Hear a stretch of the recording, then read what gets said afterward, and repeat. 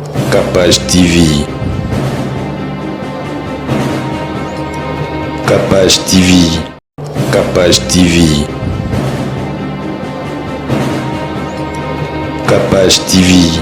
Maman, aujourd'hui, biso ba pasteur to kolobate. Mais na zolo baba ndimi bazoyoka. Bangonde ba ko telemela ba na église barango pe to kendete. Ata ba ya mukie. Bible lobi oyo loboko ya moi c'est pesi. Ya mobali et bate. Il est mieux placé. Yakoyaba que tout acte que nous posons sur cette terre, même si bato ba habité, mais Dieu voit. Fini le recrutement hors normes et insatisfaisant de vos prestataires de services.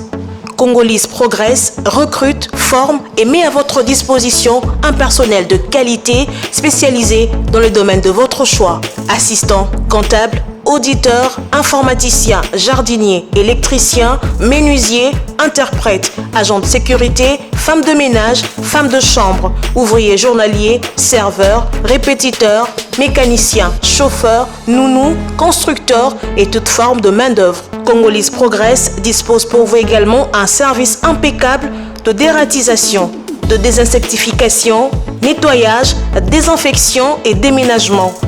Besoin de agents professionnels, sérieux et honnêtes? Ne vous inquiétez plus, car tous nos agents sont formés et capables de vous offrir de services rapides, professionnels et de qualité. Nous sommes situés de l'avenue Colonel Lukusa, dans la commune de la Gombe, référence rond-point Forescom. Vous servir, c'est notre souci. Congolese Progress, le travail à votre portée. Bienvenue dans le Capage Télévision. J'espère que vous allez bien. Vraiment, naza, vraiment kitoko. Bambote na batu nyonso balandara biso, bato basepela na msana na biso. Bato balingaka savoir na biso, bato bazo soutenir biso, ba Messieurs Dior, bambote na bino, ba bande confinement na bino nyonso bato bozali bana mboka, bato baza tout se protéger. Ndengana pasteur na prophète Janot vandi 1 mètre, to banga corona izwa biso donc. Je dis bonsoir papa. Bonsoir ma fille, bonsoir. Calais papa. Kala toza na ngulanzambe.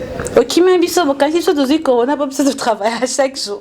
Non, bino bo travailler dans le vrai. Moto a travaillé dans le vrai, Bible zoloba, tout ce qui est du bon ou du bien. Dieu a toujours été derrière ça. Donc, nous avons pour ce qui est bon. Or, le travail que vous fournissez dans cet endroit, et la chaîne, il y a Cynthia Kapachi, PDG, dont je salue de loin, Maman Cynthia Nzamba Pambolayo, Moussalo Boussalaka, tellement que c'est dans le vrai, et ça passe Mabé et Simbabine. Ok. Ça, merci beaucoup, papa. L'autre, bingo poto solo, la maman Kambozo, les Kalamboka, l'actualité. Impression donc que moi information moi circulé Mikolo Namboka, bah le bic, bah zozong ça n'a pas mon babar, mais bah église vraiment bah kufungo la ti. Bon, impression dans les akaka y a regret. Et ça y a regret du fait que bien que malade est ali. Mais nani oyo azana prophétie na boyebi tope nani oyo azana thermomètre tope nani oyo azana laboratoire ya koyeba que soki bazongisi bato ba bengami ya ba bar na ba restaurant bango ne ba kozala protéger ou bien épargner na pandémie oyo ke bato oyo ba kozonga na église. Donc pour dire qu'il y a quelque chose, vous comprenez? Moi j'ai appris quelque part na ndenge ka bilobela ya bato. Mutu mo kabi singa lobi alobi na tunie question wana abi non babi église to futaka mbongo penza te bampako tout ça oui vous comprenez voilà et mais babarba ni ne futaka donc bazo privé œuvre ya nzambe pona otobengi ba biloko na bango ben pona parce que et ça tant on a bi ba biloko na bango parce que mbongo to pesa ka ben po bani to mona ngo na Kinshasa te et ça la kailo côté ah bon ah to toucher ko tu peux on a te banda ba gouverner to baleka mutu moko te mbongo ekota kana zandu o ba benga taxe to pe mbongo ekota ka boy to mona ka misala nango ko banda na gouverneur et mona na kate gouverneur mo bimba kota banyongo donc baboy yo so mona na mboka ne baboy ko défi en Afrique bazo boy ko défi ça ville mbongo donc et ça est là comme que tu as na kati to mona ngulushi ça c'est le 1 on a spirituellement physiquement non physiquement mais ils ont l'influence du top un impact spirituellement donc pour eux ba préférer ba zombongo ke ba yokanza nzambe ba préférer ba sepela na o etangami ya César mais ba boy ba sepeli sanza vous comprenez ba boy ba sepela na nzambe mais maman na kokamwa isolo komoko nga na kutana bato ebele to solana bato côté ya kaka milimo ko kende na ba place na kutana ba buveur c'est que bato ba melaka trop to kende kote ya bango po yeso atindi biso to kende vers eux oui ozonanga mais na saki surpris nazoyoka bande ko bolanda nazoyoka bato bazoloba bato ya bar balobi soki bafungoli l'église te biso pe babar to kende te oh nandeni boko voilà. pasepeli to ka tout ça pasepeli mama bato na balobi bato batimbela mutu musozo mona sambela nzoka yamba Yesu te OK mutu musozo mona akende ke église te asambela te mayamba Yesu différence c'est ça entre kobondela pe koyamba Yesu aujourd'hui nous nous retrouvons tout ça en face voire même des pasteurs un pasteur mais non enseigné un pasteur mais non consacré un pasteur mais non passé par l'école de on est domaine musu to solo la ngom comme son maman le lenga comme ça moulai parce que va comme rato lali le lolo comme pasteur mais surtout ngaka ba musicien chrétien place na fanda na yebité transformation wana est-ce que bazoka école parce que ko la passer c'est toute une école voilà pourquoi aujourd'hui ba sango bango ba discuter raté mais l'air ba fidèle entre autres bandimi les pratiquants catholiques babenga ke pratiquants muto après na catholique babenga ke calotin calotin ezali vrai catholique pas catholique oui calotin ezali bato né grandi catholique balobaka nini bino ba pasteur botanga raté boyebelo côté bosoka formation te bana ya ngona pe babi que ce église nyo saisonga catholique église nyo saisonga te mais catholique ezonga oui catholique soki kozonga ezali o to bengi système ya mokili na ba système moko zo bima nouvel ordre mondial mais ça système en coloté mais biso to l'église réveil bazo banga pourquoi babi ke fayat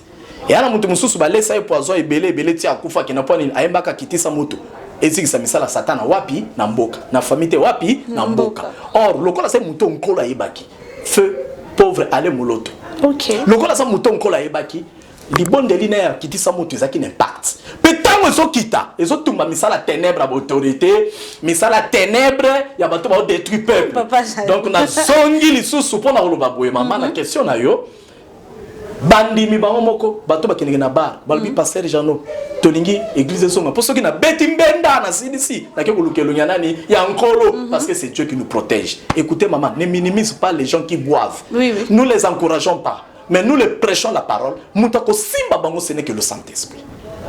Saint-Esprit n'a pas pénétré quand maman papa tika komela masanga tika boy. Yango na yebiso ezali passé. Ça c'est de 1. De 2 na ke na dimension spirituelle.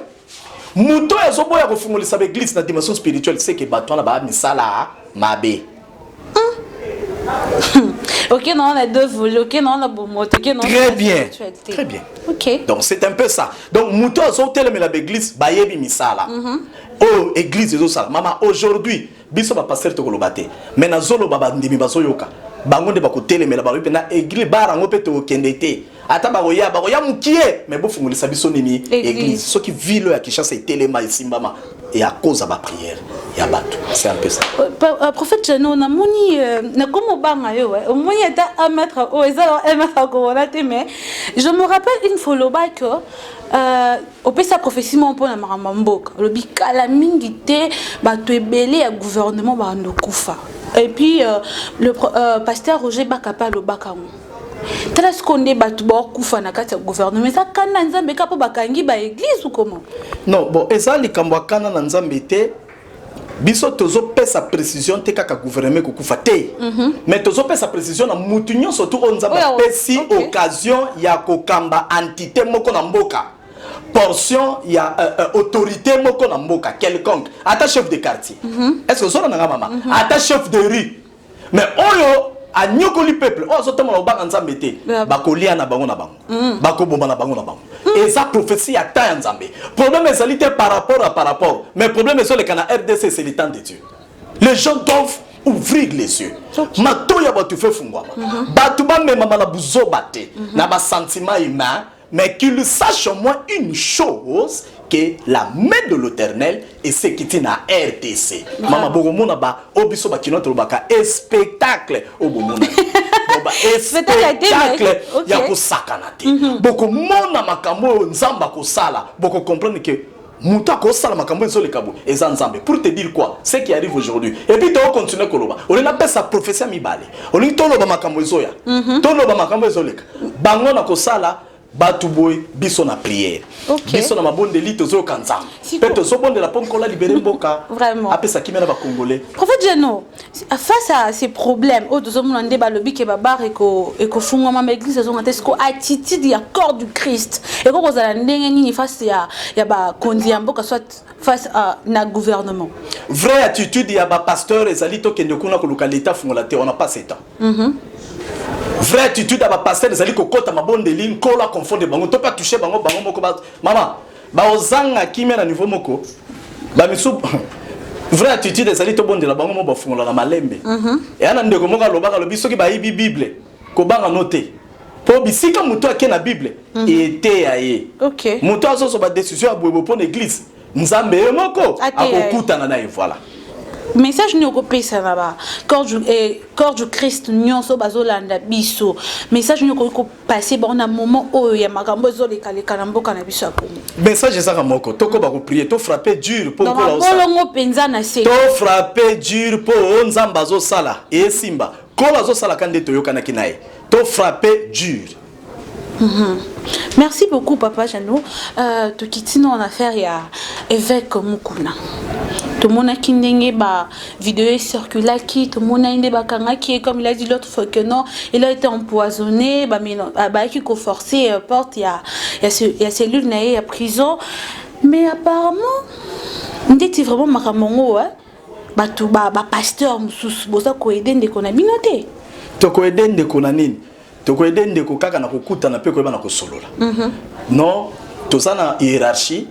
Il y a le papa patriarche Soni Kafuta oyo naebi que de temps à autre azokuta na pena ba papa mususu po ba eba nini ba kosala parce que papa Sonia za muto za na bwanya makasi maele mingi pe trop de sagesse aebe loko nene ngazo sala zo memango mais aussi c'est un dossier où ils ont dévolé ils ont un couteau à double tranchant donc ça les camboyo ils ont mingi politique côté na 4 mususu pe nkolope azo permettre pour na parce que tout le monde a qui baba qui yeba osami sende ba osami sa VKT ezala en coulisses et les kalamoté asenga ki pe liberté provisoire mais a qui refusé.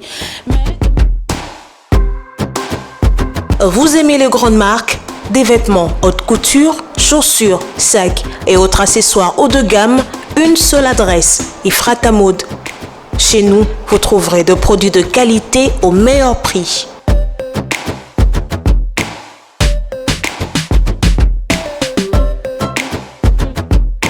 Commandez dès maintenant partout dans le monde. La livraison est gratuite par la poste. Retrouvez-nous au 18 rue d'Anvers, Lyon, 69 007 France, référence Saxe Gambetta.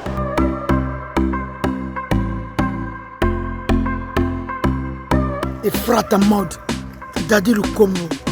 Référence à mon qu'on a Saxe Gambetta.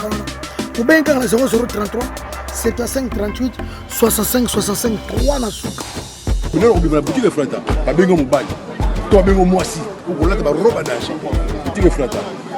Tu en connais les. Boutique Efrata, il y a de tout, habillement, de tout, de haute qualité. Check, c'est pas pareil. Avec Efrata Mode, chez Dadi Lukombo, nous garantissons la sécurité de vos commandes. Prophète Janon, est-ce que c'est normal que l'hôtel a monté un temps à passer tout le monde est pasteur ou aller ça, à quel Kabundu aller ça, n'a bien vraiment bien Kabundu ou aller ça, le pasteur, à quel côté la évêque na prison. Mais tout le monde n'a pas photo shooting. Est-ce que ça quelque chose ça y est au Kenya qu'on rendre mutu visite? Il faut mon kill mon bimbe ba au Kenya qu'on et puis OK qu'on kanka ba photo na quatre prison. Bon et là comme susu ngai personnellement na koloba. Liloba na nzambe zoloba tout est permis. Mais tout n'est pas utile. OK.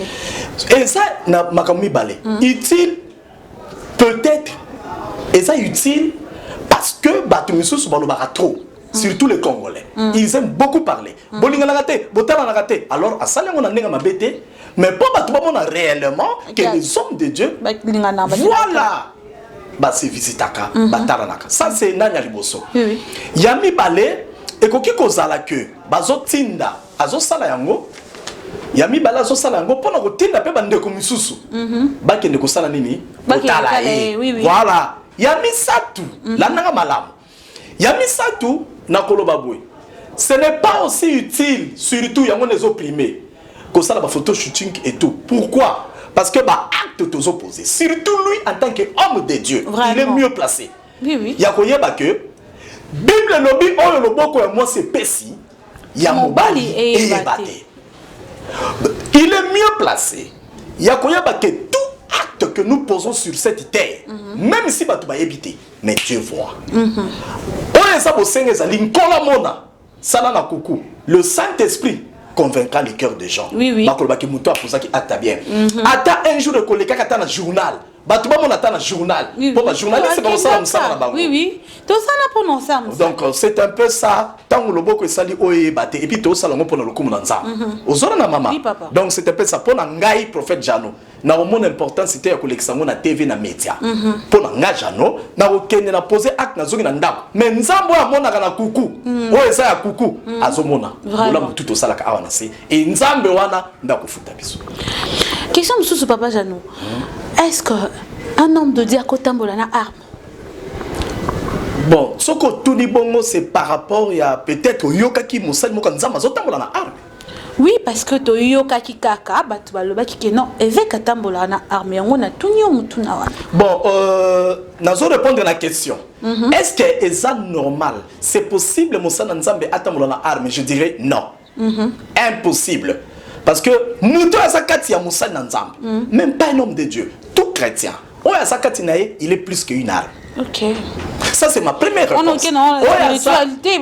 Non, dans la spiritualité pe na bomoto. Parce que si ce que ça qui na bomoto mais tout pasteur dans le monde anga sana bato na mindu ki nae. OK. Mais le problème c'est quoi? Tant bazo ba mukuna et ça terrain que faut que tikela ngo bazusi, ba ngo ba yebi ndenge bazo memema comme memela dossier wana, to peut procès si réellement azala ki na mundoki ou pas. Donc j'ai vraiment des difficultés pour confirmer tout ko affirmer. Voilà. Montréal, grâce à Monsieur Joe Mystique Mouteba, nous avons besoin de absolument publicité. Il y a un sponsor na bisoto là et puis on se retrouve juste après. Merci. Voilà, Botikolanda, parce qu'on sort na biso bato ba soutenir vraiment Capage TV dans bato bazo tchalo boko bazo aider biso ba pousser biso aussi c'est moi chanter na biso to sala oyo papa Jano. Donc mon aki pasteur Moïse Mbi abimisi album na kombo ya Triomphe. Avant tout ça, Moïse Mbi o biso to ebaki kala. To ka na ba faire ba gege. Mais après affaire à gege abimisi album obinde bat batalango. Bah c'est des sommes maman bah toujours kolanda ba maté nae toujours mais on dirait kaka triomphe manzanze maman olobi bien Moïse Mbi abimisa kanzemo batu batala yango ce n'est que normal batu batala parce que naloba reloko wana plusieurs chrétiens baza ba chrétien moko balala ka mingi ah bon ndeni kolala ndeni papa okay balala ba lilobe fanda katina bango te parole, connaissance à parole na chrétien, surtout les Congolais. Ah bon? Qu'on se le dise, oui. Enseignement penda mingité. On moni ba pasteur, on me met qui ba ton enseignement, pas molama, voyager, bala, ceci. Mais la vraie parole est fanate. Voilà pourquoi ba chrétien parce na difficulté, il y a que détecter muto azana, azo ça la inspiration, il y a pure. Na inspiration à mabe. Mais tant ba koyoka ba zui ba enseignement, ba zui ba révélation, ba fandi ba comprendre. Athée, ba Hollanda li soute. Ya moni ba fanda ba ils ont. Parce qu'on se dit le problème c'est que na pamboli ba chrétien ba fongoli miso ba chrétien ba komo Hollandela. Oh pasteur boy, ba komo kota pena na. Non, ils ont retomber bakambu ya Eliane. Non bon, makambo ya Eliane eza makamoko eza na mutu donc et makambo ezo kende donc papa le baka. Donc makambo ya Eliane eza trop mutu. Papa Luki Makameliane ça nonsense. Oui, et nonsense na refana tena lobela Makameliane. Dis nonsense parce que tu dis c'est juste nonsense parce que azam pasteur comme vous. Parce que nous on s'est dit hein, nous vraiment. Mais quand je dis nonsense na lobeli Moïse te na lobeli Eliane te ne loba bango tumi balé makam na bango nako. Oui parce que biso ce qu'on to loba. Nonsense. Et ça que Dalila hein a découvrir secret à Samson et on a pasteur Moïse Mbi ndeti kaka. Ah mais ce qui Dalila a découvert qui secret à Samson. Bakata ke soki. Oui. Nguye silaki. Après ce qui salaki ni. Et botaki. Merci pour dire ce qui pasteur on a ba oko c'est le kambaza ya vrai. On l'a justifié mais ti azaka na se to la delay. To la delay. Papa. Ce que ti azo kene na se. Suke ebota li sute. Ah to la delay. Asa ya fou. Eh ba roba malalisu bien. Ba kokoya. On indique. Ba pasteur ba leka ba loba ba pesa na ninge so mais non, ba pasteur parce ba loba te po ba ba tanga biso. Montre maman moi bien ça ezaka wana eliente parce que pe azaki parmi bateau évêque asima na mutu netka na mambu ya évêque na mambu ya Eliane. Non. Tere wana kokota kate mutako sote.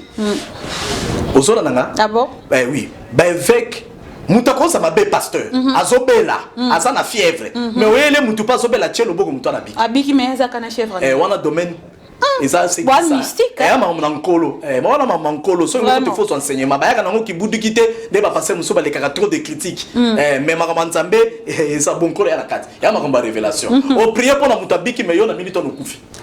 O chasser esprit de mort pas mutu mais yo okay. OK. Moi ça ba resuto nzambe kane muta faire nzambe mo abina sala makamuna basali mutu mutu na alliance na nzambe aza pe intimité na ye. Voilà. Ça rejeter alliance c'était l'intimité. Ba papa muku na ona bien que de là koyi na mabe mais ça bato ba sala musala nzambe et monana penza mais mutu azaka mutu akotambola koyi mais biso to ya to bambiso mabanga koya te. To lo bano tamboli mabe. To sara nde nzambe mo lo bana bible mutu no asala lisumute atombola libanga. Non, mais attends, non. Tout ça là, on a biso moninga koy bosani. Que le fort soutient le faible. Très bien. Vous soutenir bo pamusi bo que pour ça pour na lukumu nzambe. Biso tout na ba pasteur mukuna, biso tout na ba bozo tanga wana. Tozo sala pour na intérêt moko, intérêt du royaume. Siko bandimi, papa bandimi. Un minute il y a cité Bethel, il y a évêque. Hein ba pasteur na biso bazan na ba problème. Message bandimi balanda capache vraiment batalaka mon message pour na ba pasteur na bango bon bandimi na sengi na bino bolendisama parce que bandimi ba la passe na minute eza bandimi balandaka bato basalaka basipelaka na bato basalaka ba culte ya personnalité eza bandimi wana nde bato bazo souffrir bandimi batelelaka pasteur na bango na leki ba pasteur tout bandimi balandaka église pasteur me balandaka Yesu te bango nde ba souffrir mais mon dimi aza enseigner asina parole na lobaka yango a souffrir te mutazu problème ezande pasteur mais ye ane bien ensemble continuez ko prier oye moka lobaka lu changer chaîne te continue garder bande vas-y de prier ce qui a koyi yenda koyi nanza mais yo continue vraiment cherche Jésus. Vrai imitateur, ce n'est pas un pasteur quelconque, mais le vrai imitateur, c'est Jésus-Christ. Papa, Maramoyo, hein, vraiment, j'espère que monsieur ça la plaisir na Rosie Gucci, ça la plaisir na Yous, et ça le plaisir na équipe technique Mobimba ya Capage Télévision. Papa, les lois na tongo za qui sont mon azando. Zaki sont mon azando dans batazando batelemi basiliki kaka ko ba ki c'est l'Arabie ce ba jour dans trouble à niveau 0 mais trouble kozala kaka au moment où bino boza penché donc boza l'intérêt na bino mais bota l'intérêt peuple moko misérable peuple moko zo nyokwama peuple bozo nyoko la bo sacrifier à tout moment trop c'est trop abae nae aosani tu vivras bon la vie tout du jour ba oteka wapi ça la passi et ça la passi na loba ki to komi na tanzi la Damas nzamba kutana na ba onyoko la population peuple congolais kola kutana na bino na nzela nae et puis na yoki ke il y a eu mort d'homme batu bakufi maman vous avez pour le peuple et puis bato bakufa tala nkola kutana na bino na kutana ki na ko so likambo ezali kola kutana na bino penza au kutana bango makila na biso etanga kaka to moni noir akufi na mboka bapa ya kuna o mona que bato batelemi ba olandela likambo noir na me ba soda bazawa na ba pena minduki ba obeta te me ya biso la kama sasa ni nzoto ta makila mama na biso komoko landa bien bato batelemi bazo revendiquer to bazo le bela noir on ce n'est pas seulement les noirs c'était les blancs plus de 100 000 plus de 100 000. Oui, les policiers paient les blancs à côté des noirs. Normalement. Ça, ils tout. Pour dire que Congolais, ça n'a pas ma bé. Tala, on les kina diable n'a pas ma bé. Même ça, tu as place à fond de bien. Yo, pino les kisi. Ngala nyoko la mutu boete. Na nyoko la mutu nebi ke bagobo de la pona ko délivrance sa zongi libombo ina e pa pambola mais yo zo boma. Yo zo ina. Yo zo tchela ba poison. Est-ce que ça t'a n'a tino tchela mutu poison? Et ça comportement ma bé. Yango Congo. Na mutu bandi ko futa te. Congo la ko futa. Bato ba nyoko la population ba o futa. Mais na yebi que to komi na moment délivrance. Oui. Nzama linga ça. Vraiment. Merci beaucoup, pasteur, prophète Jano. Donc, comme il a biso na souka émission na biso, bambote na ngai vraiment mingi na madame Cynthia Kapashimuto azo continue toujours que ça là bas effort pour biso to zala bo moni Myriam Koula vanda zo présenter émission boy et ça grâce à madame Cynthia Kapashi. Prophète Jano, to comme na souka message na ya souka na ba abonné na biso na ba fan pe na corps du Christ. Non ozo encore parce que toi tu es l'homme de Dieu. Bon, ngana soki Kapage TV babonné, bon continuer ça la confiance. Bon ça la paix batama bondeli. Ko finga ça la pena trotter parce que ko finga mingi eza kolakisa oyo muto aza. Parce que quand tu insultes, il faut aussi comiter la yomoko. Vraiment. Mais critique to koyamba pour aider biso na kotambola. To lingi bino mingi pe bo pambolama. Batunyo sa baba tabi Steve tout que Dieu vous bénisse. C'est toi ça na matabi c'est comme na Kapage Pro TV. Kola mona bino. Merci. Nazo senga na bandimi corps du Christ eloko ko sala ezate mais tol eloko moko ka to telema. To loba. To saka. To loba. Mais quand on a domaine na loba, to yoka papa le mono to loba ki to papa ya ko papa. To kata ya ko kata, to pasoloba. To telema to kata bango to papa. Corps du Christ c'est télémato papa. Au prophète Jean sur Bangwana. Pelisa monte au place aux arts. Biso na bango kita. Quand la soeur Jérémie, regarde, vois, je mets mes paroles dans ta bouche. Vraiment. Pour déraciner, arracher, détruire et abattre, afin de planter et bâtir. To téléma, to somaloba, to kene to papa. Samba pamola bino. Corps du Christ téléma. Bangona ba komo beta la mitu. Bangona ba komi ko baby sana. Bangona ba komi ko bebana. Bo téléma poto papa. Nkola pamola bino. Merci beaucoup. Nous sommes arrivés à la fin de cette émission. J'espère que l'émission Oeko ça la plaisir na bana ya nzambe. Na ba vrai congolais, na ba vrai na biso ya Kapage TV, bato balinga msa na biso. Bato nombo s'abonner. Abonnez-vous massivement sur notre chaîne parce que l'émission est boy. To lobela bosolo to beta mal comme ndenge penze zala ki to fingi tie biso to finga raté parce que ko finga zamza na biso te biso to a repé sa message to solo to ça analyse pour to aider bato bande ko comprendre te. Moi je dis seulement merci à madame Cynthia Kapashi, je dis merci à Youssa merci Ebele, merci à toi Rosie Gucci pour ton assistance, merci à toi Tendresse la naturelle, Gaga tout vraiment Gaga, moi je t'appelle comme ça, grâce Matelo, caméraman mon boy. Il est mignon, puis il a moi, que ça frère. N'habite que le coin dans le bibongo boy Cynthia, tout le monde a Gaga, tout lingi bongoté. Moi je vous aime beaucoup, on se retrouve prochainement. Merci. Kapage TV. Kapage TV. Kapage TV. Kapage TV.